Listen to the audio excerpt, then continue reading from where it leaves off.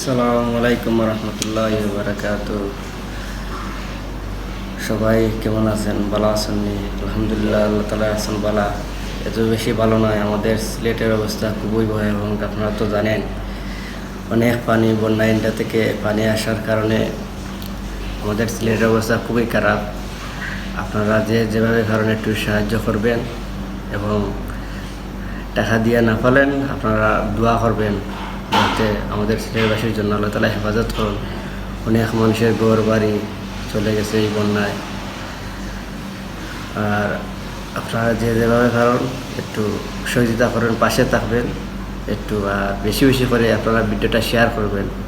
সবাই বেশি বেশি একটু শেয়ার করবেন। সবাই ভালো থাকেন, সুস্থ থাকেন। ভিডিওটা আপনারা পুরোপুরি দেখবেন ভালো করে, দেখে আপনারা কমেন্ট করবেন। ওকে, আসসালামু আলাইকুম। একেবারে শেষ, পানির নিচে ডুবে গেল সিলেট শহর। প্রিয় বন্ধুরা, সবাই সিলেটের জন্য দোয়া করুন। আল্লাহ, তুমি সিলেটবাসীকে হেফাজত করো। সিলেট সুনামগঞ্জের বন্যা ভয়াবহ রূপ ধারণ করছে।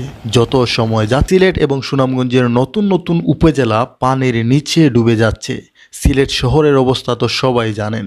প্রিয় বন্ধুরা, সবাই সিলেটের জন্য বেশি বেশি করে দোয়া করুন। এই হচ্ছে সিলেটের উপশহরের আজকের চিত্র।